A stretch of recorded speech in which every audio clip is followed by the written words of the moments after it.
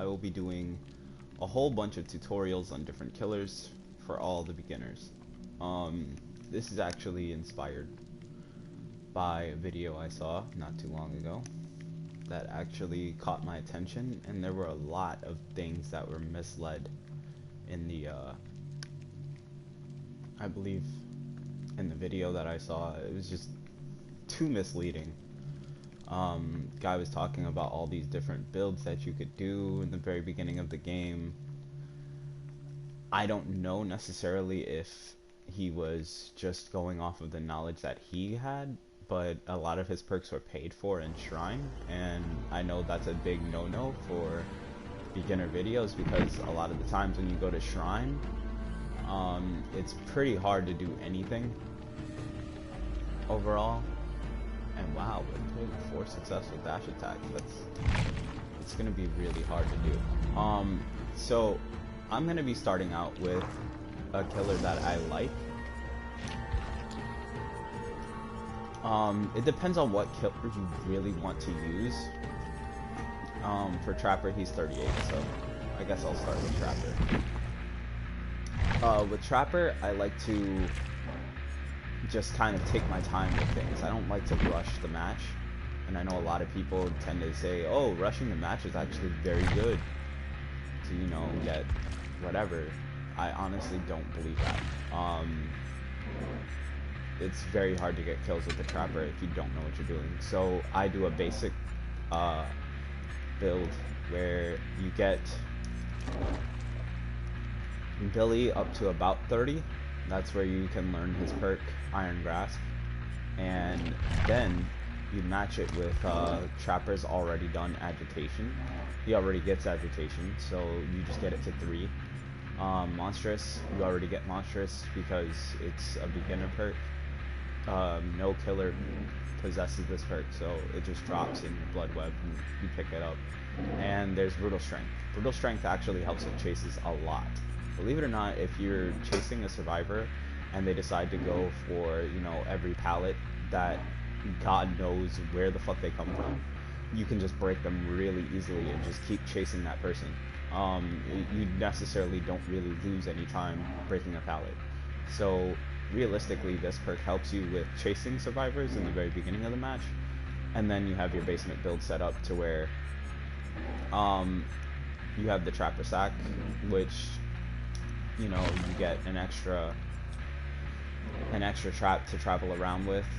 Extra traps are actually very hard to, you know, come by, so whenever you do get a Trapper Sack, just use it.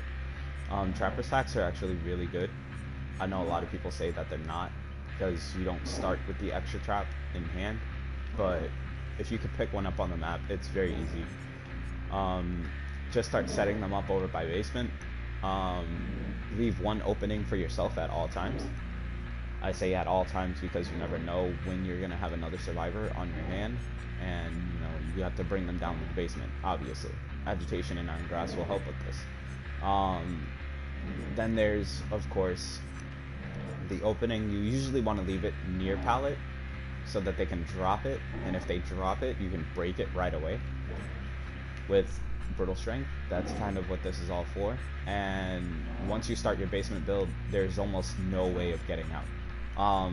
Monstrous Shrine makes it so that it's 9% faster on the progression of the entity. 15% increased difficulty of escapes, so all those people that use luck to try and get off the hook are obviously screwed. The only thing that can really counter this build, honestly, and I hate it, is I believe it was, whose perk was it? Adam Francis's perk, the Divination or something like that, where basically he can get off the hook with 1 escape. So long as he helped 1 survivor escape throughout the entire match, he can easily just hop off a hook at 100%.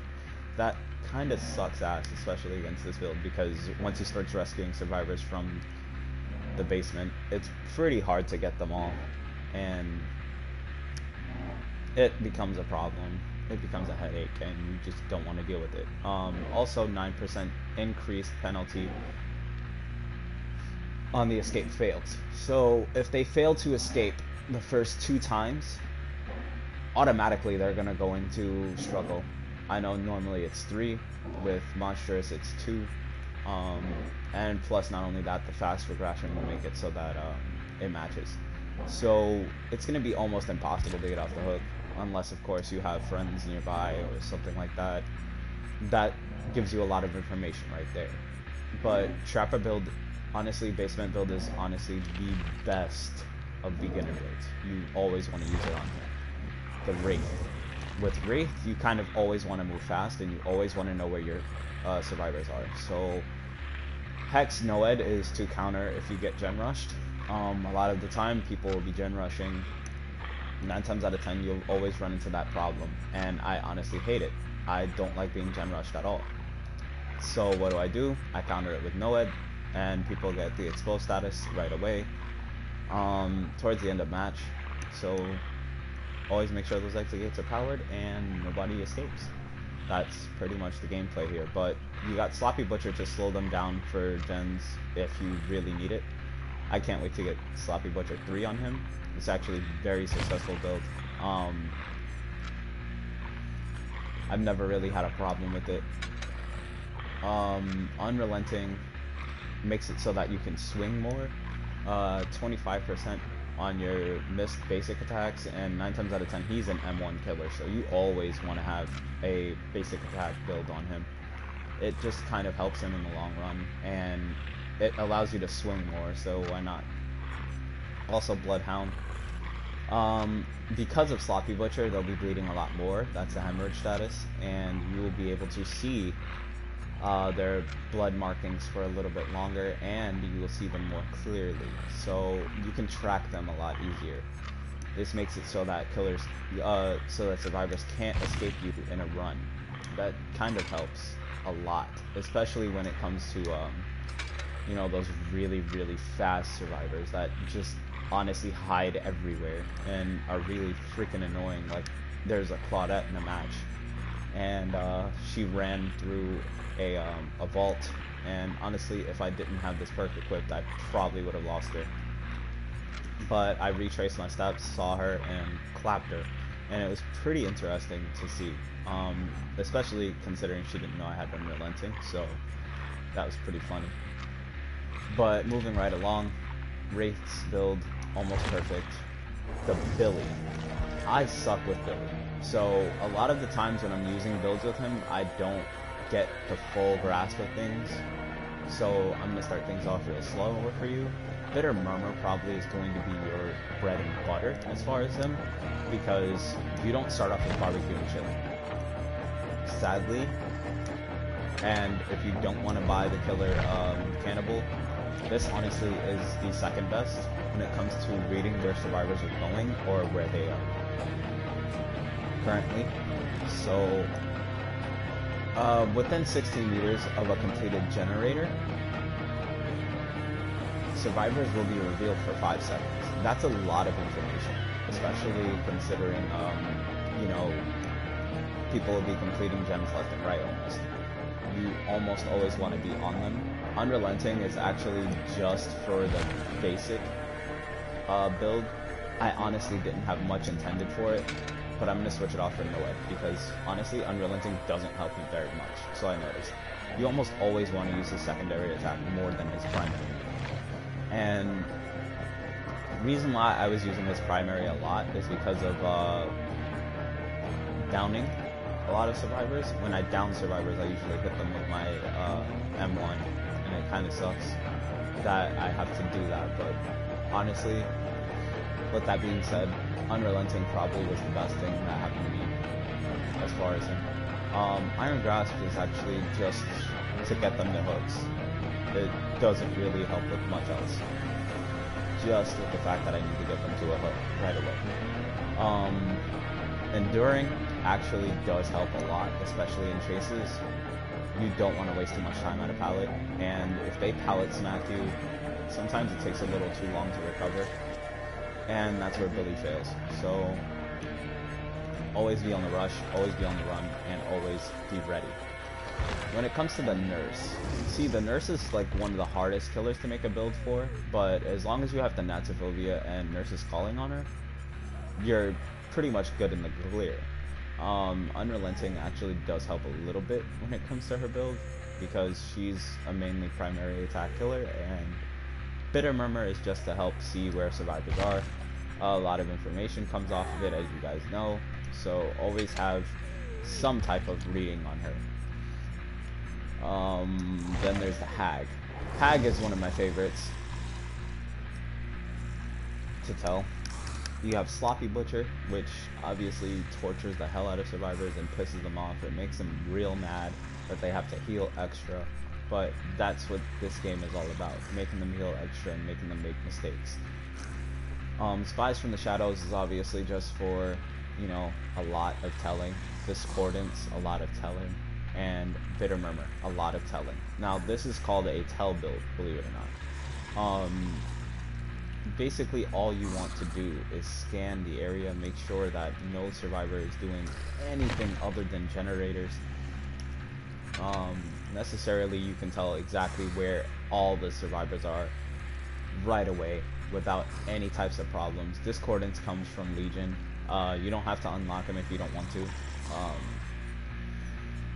Generally, you can switch this perk off for one of her hexes, and you should be fine, but the reason why I have Discordance up there is because, well, I like running her this way.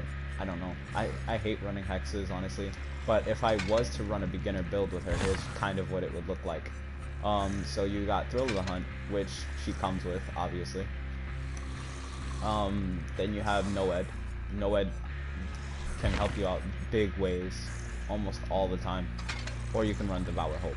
Now, Devour Hope, Thrill of the Hunt is usually the build that she runs, and then you want to run Unrelenting, because at the end of the day, you don't want to miss too many swings with her, and it's very hard to recover as is whenever you take those big ones, because her recovery speed is extremely slow, so you almost always want to have Unrelenting on her at all builds, unless of course you're running a build like I was, where it's basically all tell, so you know exactly where survivors are going and what they're doing at all times.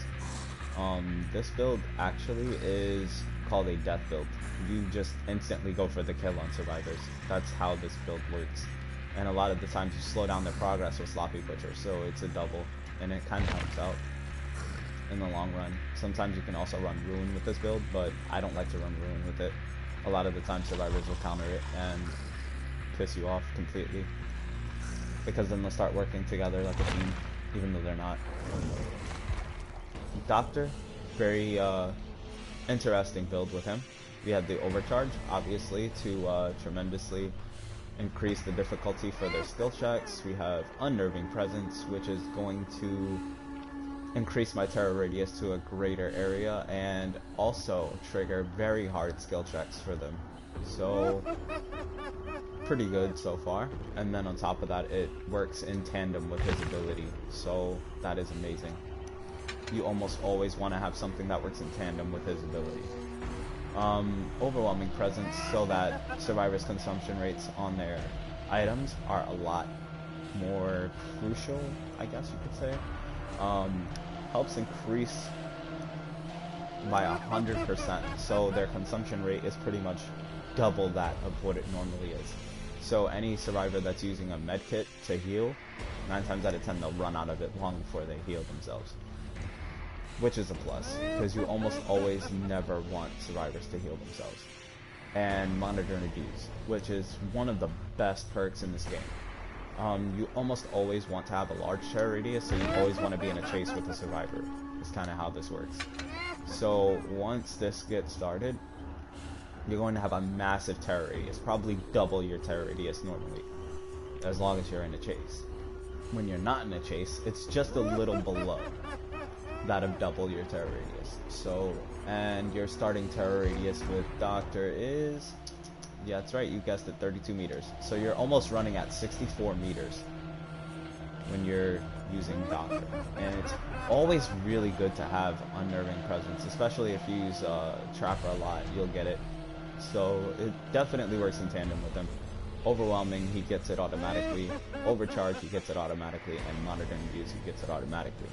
Now, these are definitely some really good perks for beginners, especially if it's hard to get any types of perks naturally in the game, because you don't use killers all that often.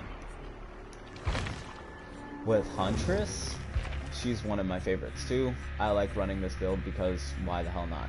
Bitter Murmur to tell exactly where they're going, Iridescent Head, Infantry Belt for insta-knocks, Sloppy Butcher because annoying survivors will do the most, and try to get as much, how do I say it? As much of the altruism that they can get. So a lot of the times they'll get greedy, they'll start picking people off the hooks. Whenever you hook somebody, they'll try to go for your lullaby a lot, so it's always good to have Thrill of the Hunt there. Thrill of the Hunt is just a backup plan, just in case everything else fails. But honestly, lullaby, really good. She comes with this, she comes with this, she comes with this, and she comes with this. So a lot of the times you will always get these in your blood run. You can almost knock any survivor right away in the beginning of the match with your Iridescent Head Infantry Belt combo, and then after that just drag them to the hook and, you know, let those opponents, let them survivors, you know, sit there and cry about it at the end of the match. It's always a plus. You almost always want to be, you always want to piss off your survivors. That's kind of how it works. With the shape, I have Brutal Strength for chases, Sloppy Butcher to go ahead and just, you know, slow down the healing process just a bit, so that they're wasting their time with it. Save the best for last because, you know, that's a Michael thing. It's just what you do. So once you get Trapper to a certain level, I know a lot of you guys will probably run him in the very beginning, you'll get teachables. Brutal Strength is one of the best teachables for the shape because a lot of the time how he works is very difficult to manage. I have a lot of trouble with it myself, so I know for a fact a lot of you guys are going to have trouble too. Brutal Strength is actually to cut out those long, drawn-out chases. A lot of the times you're going to have that one survivor that wants to live at any given cost. So he's going to keep moving, keep going, and keep you guessing, which is going to be kind of annoying after a while. You're just going to want to get the match over with.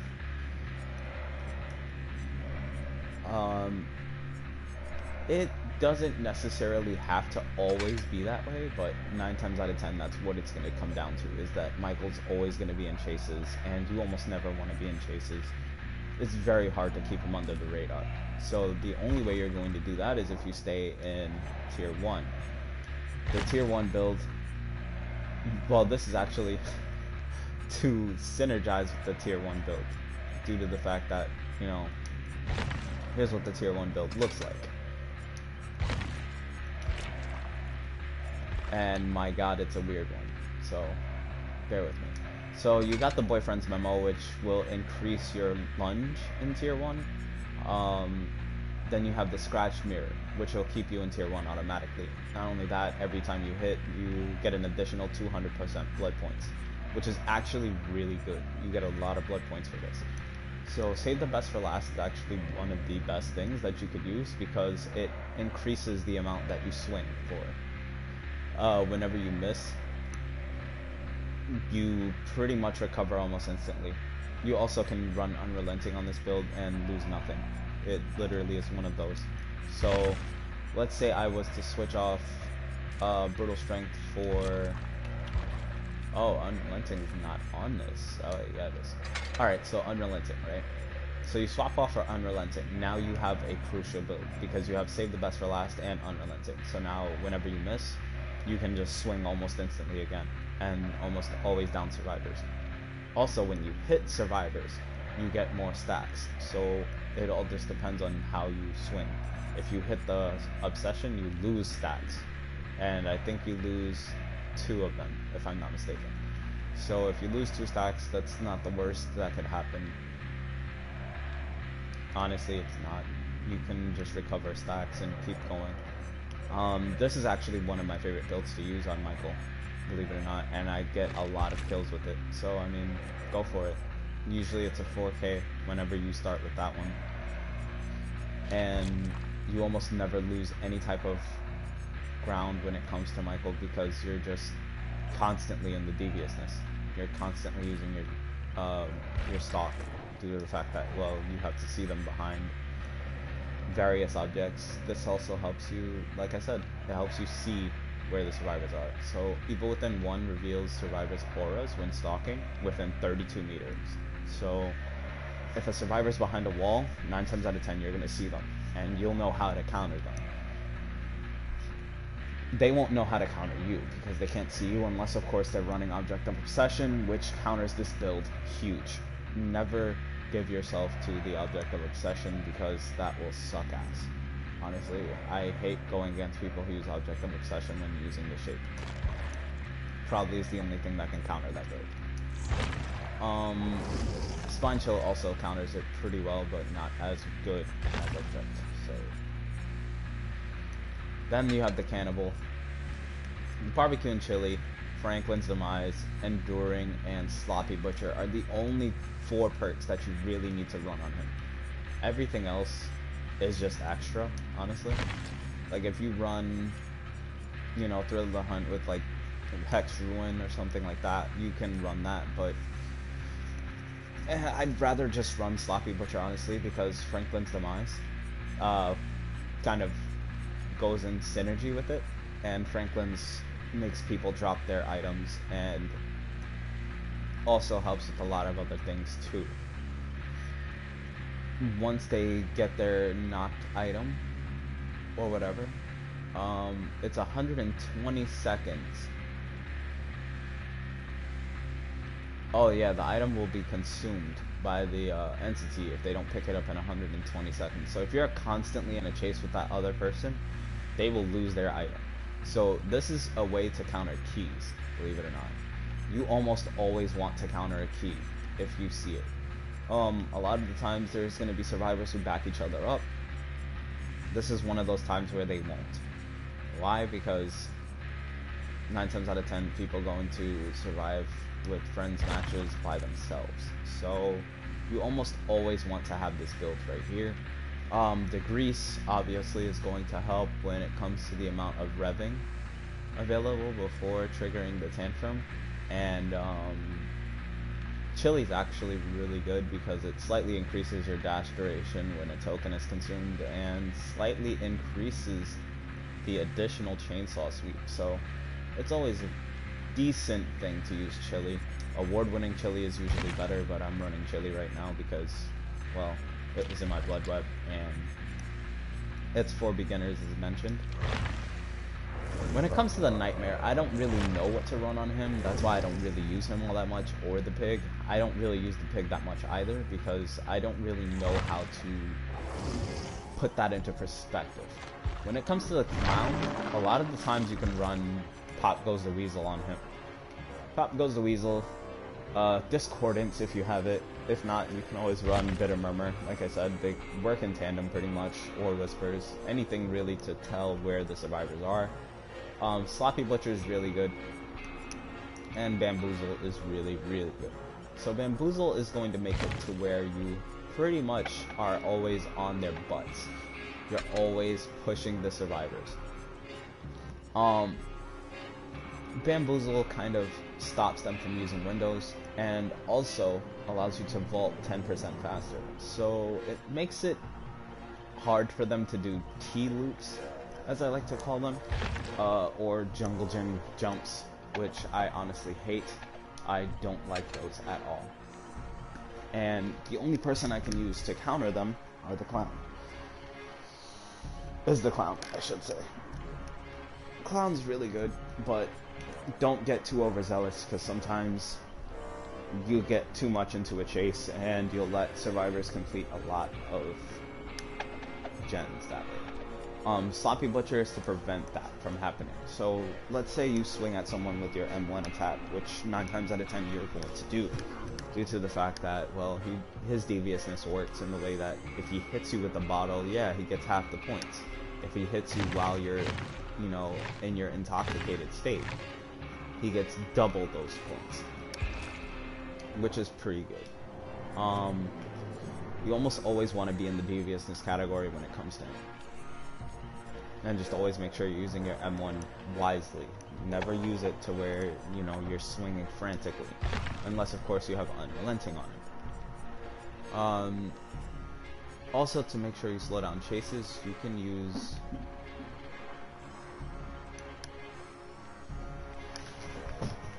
other perks.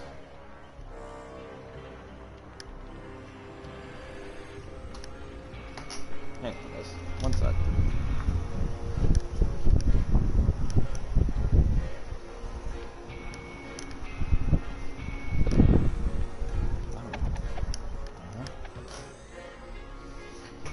When you're swinging at survivors, you almost want to make sure you're always in the clear. You always want to make sure that you're swinging for the fences, and you always want to make sure that you're getting what you need out of all your situations. Chlorophobia is also really good if you can counter it with one of Nurse's perks, Thanatophobia, and one of my overall favorites, Nurse's Calling. So that's another good build you can do. But for right now, I'm not powering up Nurse. I have tried that already, and Nurse honestly can't do it on her own, so I have to work with other killers to make it happen. Spirit, always S tier. She's just really, really good in general.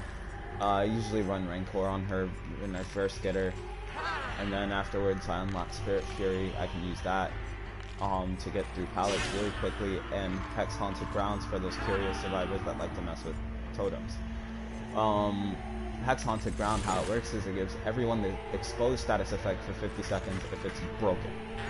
So a lot of those curious survivors will cause a lot of their friends to go down, which honestly is probably one of the best ways to run Spirit. And you always want to run her around those T-loops, because a lot of the times you could just stand there and pretend to phase, and once they jump through that window that's literally right in front of you, you can come back and just swing on them and almost knock them every time. It works. It works. Curious survivors will always fall to this build. It always makes it happen. And Sloppy Butcher, of course, to slow down the game just a bit. You never want to slow down the game too much with her, because you have Rancor, which only works at the end of the match. So that's a plus. Legion is one of my favorites. Alright, I think you could tell just simply by the level 33. But that's not why we're here. We're here to look at the beginner build for this one. So Brutal Strength, obviously, because of Trapper. I'm pretty sure, like I said, a lot of you are going to run Trapper in the beginning. Brutal Strength is one of those crucial things that you really want in the beginning of a game. Always make sure you're running Brutal Strength on killers that do the chase alive. And if not, run Spirit's Fury, whichever you prefer. I prefer Brutal Strength because it's right up your alley and you almost always have access to it. Brutal Strength gets you through pallets, breakable walls, and generators 15% faster, which is honestly you're not losing much time there. As mentioned before, Mad Grit, you always want to run this on this killer. Why? Because a lot of the times there's going to be people who try to block you when you're on your way to the hook, and this is a way to punish them. So if there's constantly people getting in your way, just hit one of them, and for 4 seconds it stops the survivor on your shoulder from wiggling, which is about the same recovery time that you have when you hit a survivor while they're on your shoulder. So you lose no time with them on your shoulder. That's a plus. You can also double that with Iron Grasp, but I have Iron Maiden instead. I can open lockers 50% faster, and survivors who exit lockers suffer from the exposed status effect for 15 seconds. That's for those annoying ass people that love to run head on. I really don't like that perk. So once my Iron Maiden's active, what I do is I wait for them to exit the locker. If they hit you with a head-on, 9 times out of 10 they're going down to this. Especially if they don't know you're running it. then you have no edge for end of game because everyone likes to gen rush, as mentioned before.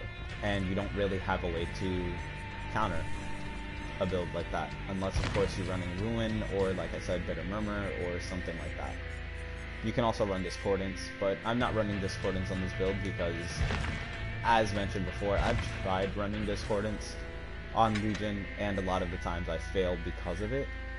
Because it gives off, yeah, it does give off a lot of information, but if survivors are starting to do the gens solo, it's very hard to find them. Because they'll figure it out that you have Discordance. And 9 times out of 10 when you're a Legion, they expect you to have Discordance. So to counter that, just run something else.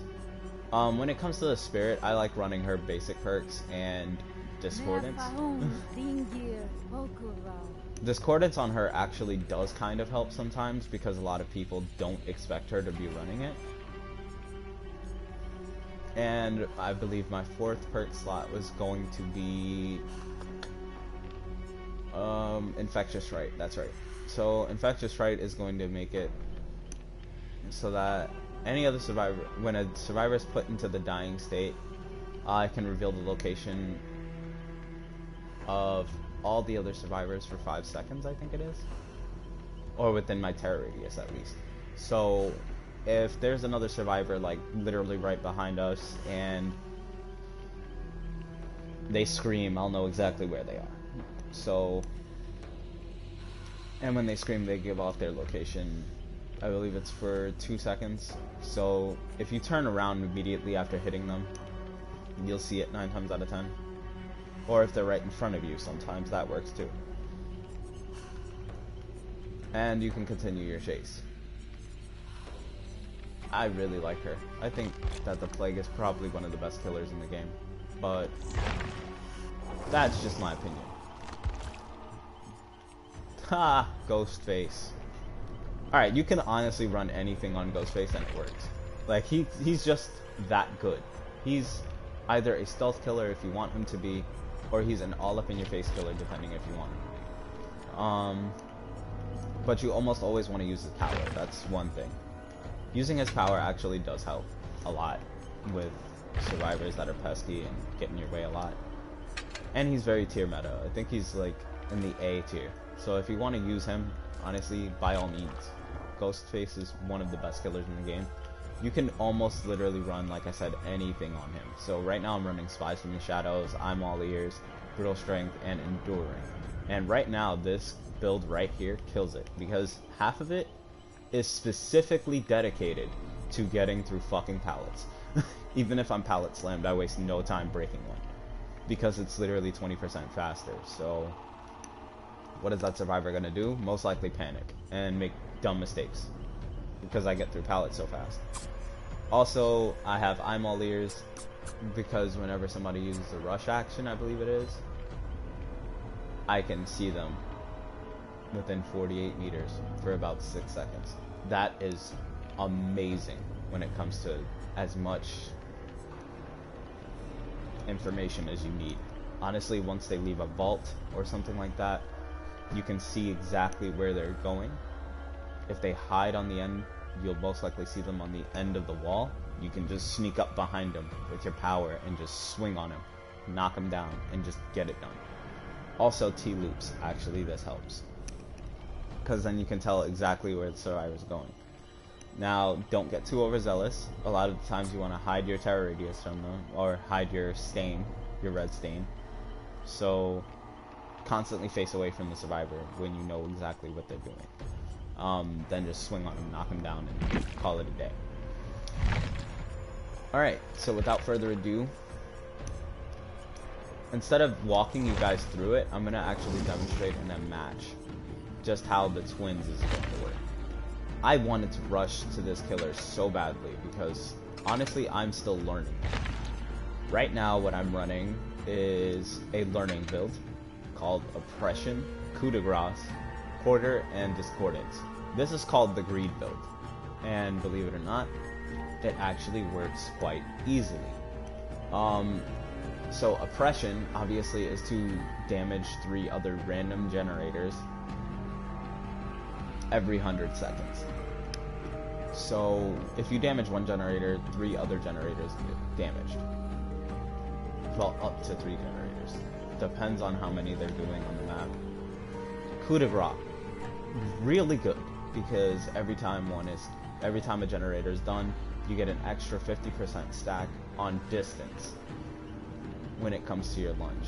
Now that is amazing, especially considering you get so much of a larger lunge. You almost always want to hit survivors right away after getting a coup de grace.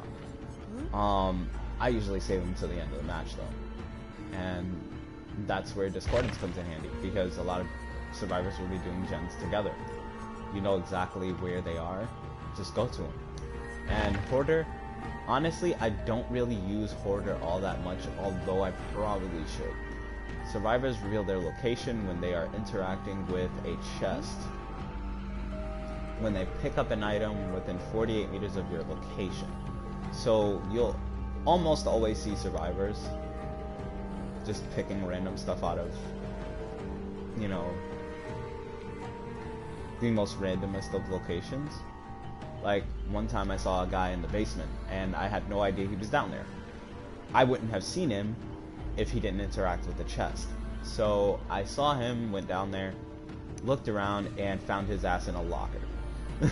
You never want to go in a locker when you are by a chest. Just let the damn killer hit you, or just run. But a lot of the times, most people don't think of that. Honestly, this would have worked with the old Beast of Prey, but the new Beast of Prey is for, I believe the new Beast of Prey is for chasing, so it doesn't really help as much. No, I think it was Territorial Imperative. That was the one. So with that build, the Territorial Imperative, this actually works a lot of the time. Because you'll see the survivor if they go in the basement, you'll see the survivor if they come out of the basement. It almost always works.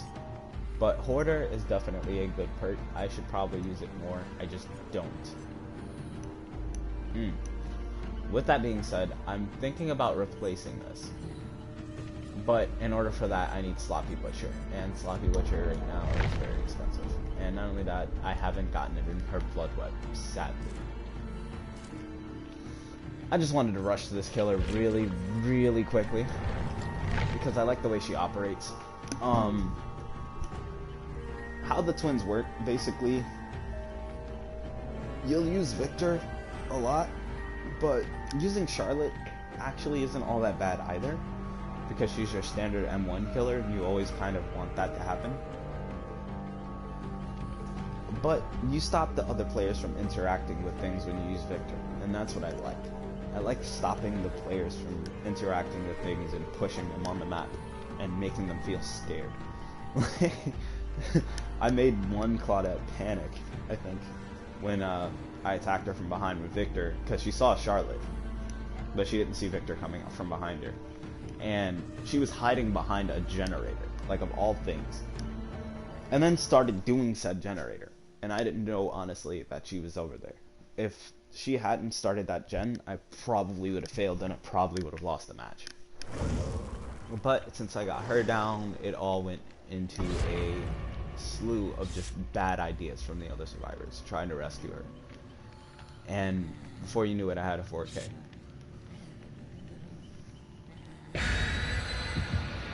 And at 4 gens in, I think. So, yeah. But let's get it started. This is going to be a very interesting match. Alright, we got a Crisp Leaf. If ever you see a Bog Laurel, you most likely think that that person has brought either a toolbox, or they're 9 times out of 10 going to bring a key. You never want them to bring either or. I honestly do hate keys, and I honestly hate toolboxes. They are like the bane of a killer's existence. You never want that to happen to you.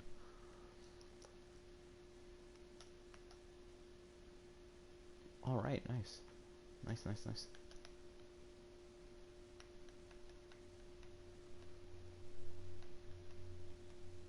These survivors are going to be really annoying. Something tells me.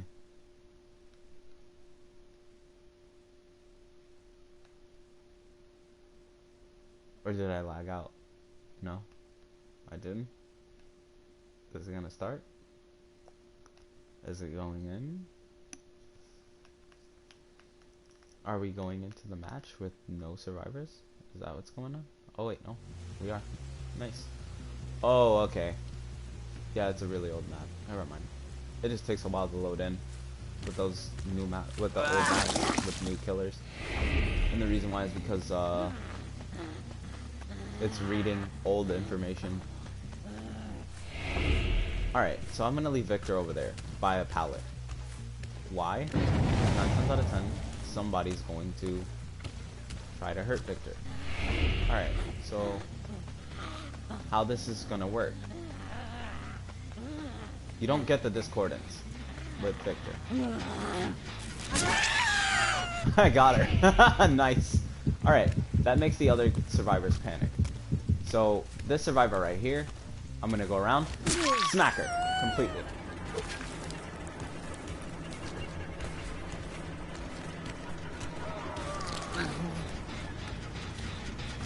She crushed Victor. Victor comes back to me.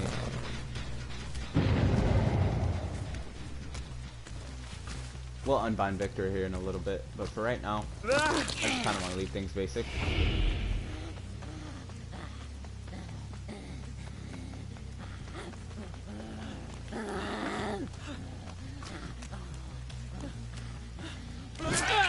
Got him. Okay. Well, that worked.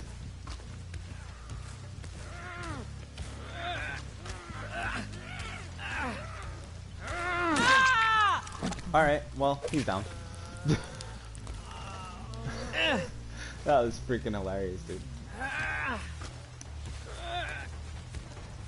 He's a smart guy. He's really smart, man. He could have had me. Had he not made a mistake on that. You can unbind Victor on the stairs, but that's so broken. Alright. So we're gonna make it seem like we're camping, although we're not.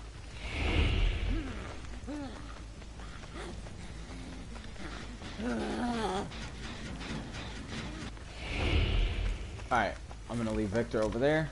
If Victor gets kicked, I'll know where they are.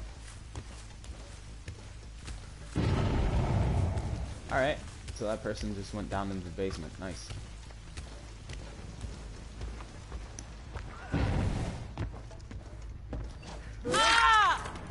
Knocked.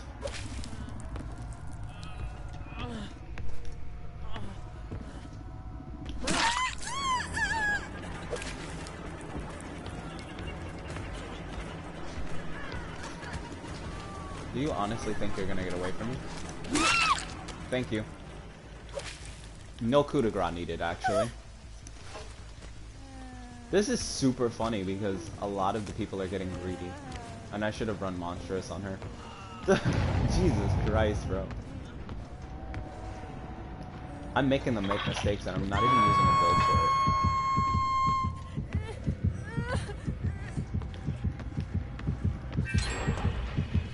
Are we gonna switch back to Victor Vision, please? No? I can't, because they're near him.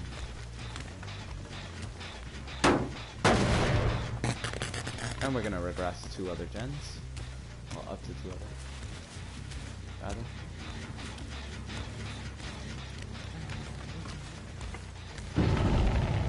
Oh, there you go.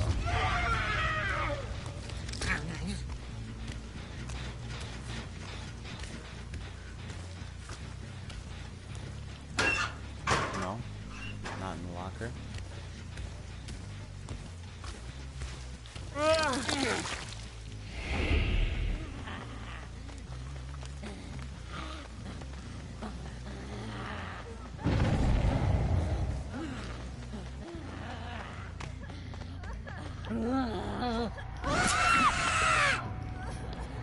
That's 1 knock. That's 2 knocked.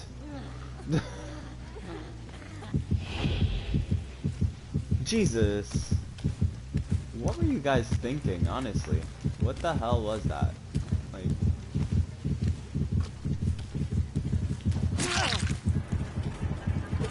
Alright, I knocked him out. Nice. That'll scare him off. I don't really have to work all that hard for it.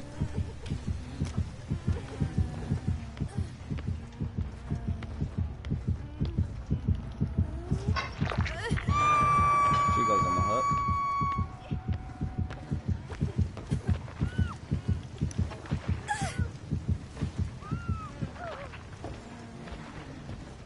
Well, that person's dead.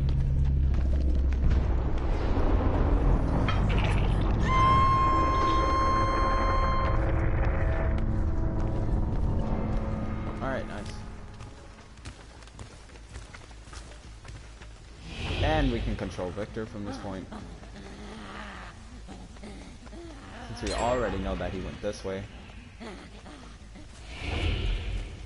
Alright. They're almost bound to work together on the next gen. So right now, I'm gonna head over this way. Leave my big terror radius over here. And work with the shrieks. Let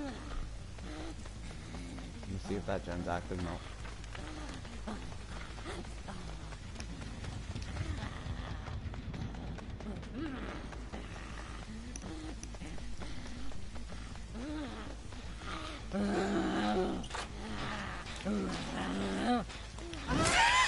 Got it. And she just quickly learned that you should never do that. Oh. Well, someone's getting greedy down there.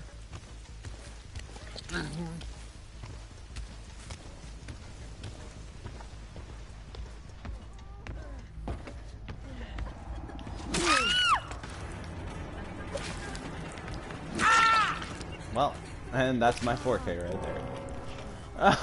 Nice! He quit, dude. That's lovely.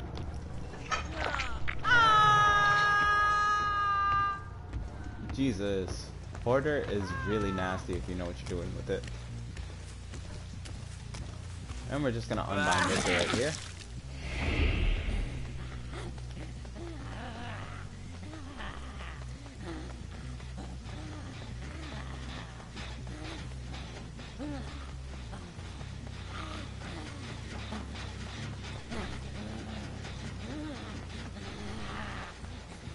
Where'd you go?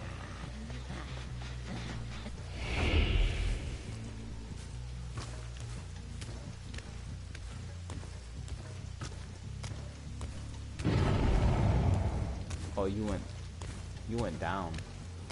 Aw, damn. That sucks for you, man.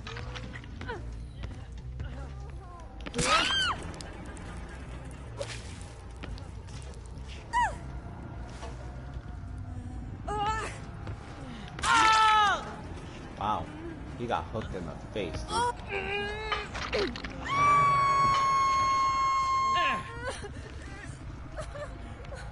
They gave me a lot of info to work with, to be honest. That was sad, dude. That was good. GG's. Alright. Wow. Damn.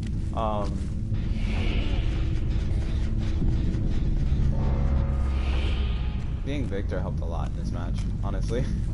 Nothing kind of fun. Oh my god. This was a good match. Wow. And they actually didn't play bad either. It's a crazy thing. They didn't play bad at all.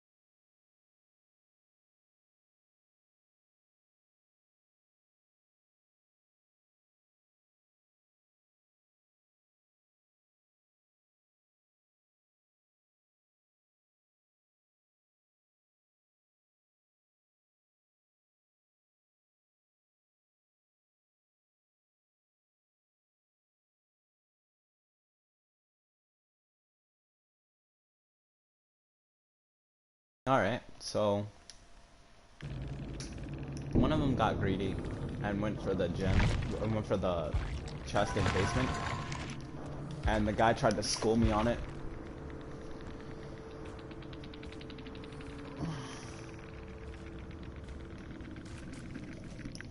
So coup de grace, oppression, order, and discordance honestly outdid these people. Let's see what he had. He had windows of opportunity, which actually is a very good perk if used correctly. He had spine chill. He should have known that I was coming for him, but because I used Victor a lot, he most likely didn't. Because spine chill actually doesn't activate with Victor. Resilience, which is pretty decent. Resilience is really good if you stay injured throughout the match.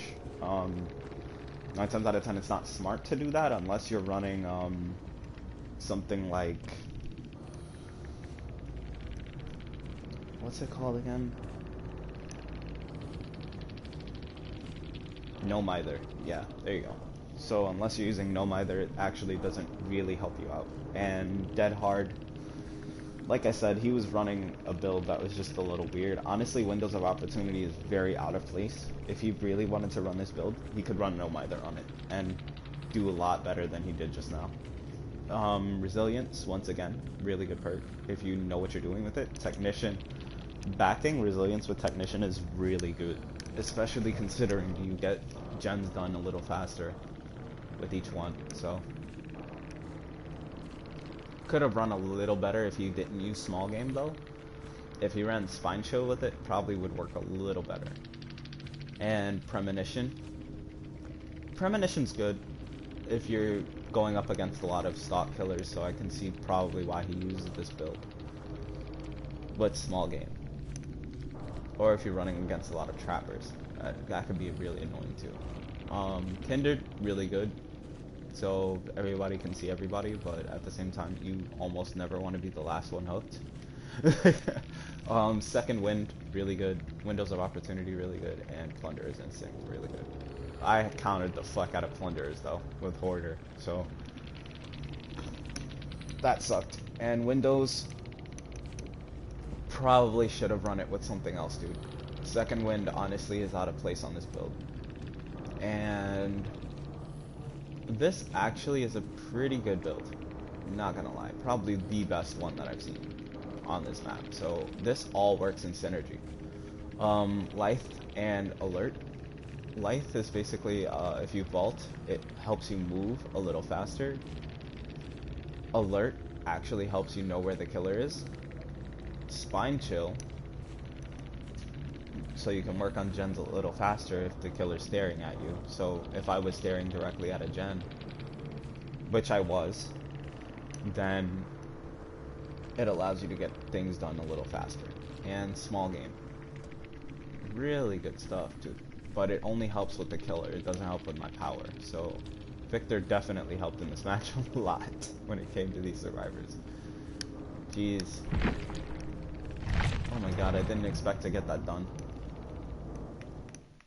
I thought I was gonna lose, honestly.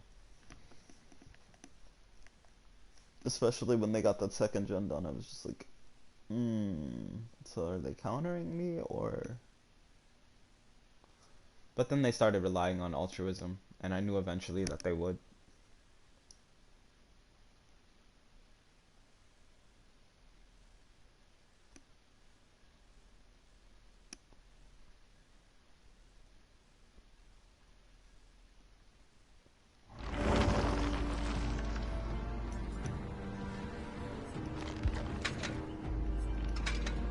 But notice how I did nothing illegal in the game. Like, I don't think I tunneled very much. I tunneled like a very minuscule amount, and that's only if the person that was injured came to rescue. 9 times out of 10 it was. I'm shocked that someone who's injured would go down into the basement like that. Probably a bad idea, especially if you're going against a killer that can counter almost everything you do with basics and knowledge. Probably would have been better to assume the worst. Best thing I can do on Pig, honestly. is to get the third perk slot unlocked, which I hope I do. I don't think I will. I think I'm just short of it. Yeah, I'm just short of it. I'm at 9. Oh, that's fine. That's cool. It's alright though, I have Bitter Murmur and Spies, it looks like. I'm gonna use my last will and Razor. Also going to run Hollow Shell for those extra blood points, and why not use Hangman's Trick? I haven't used that in a long time. Hangman's Trick and Surveillance. Surveillance is a little bit shortcoming, but sure.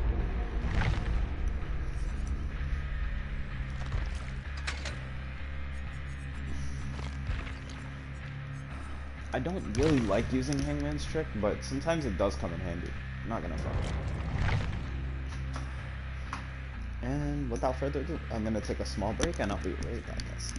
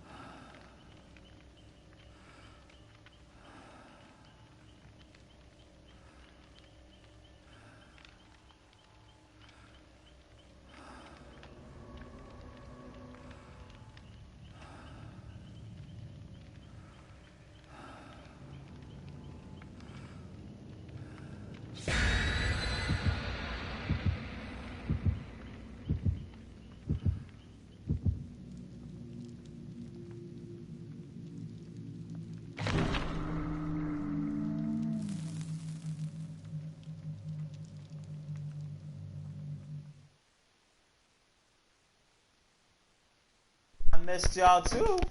Hi, family.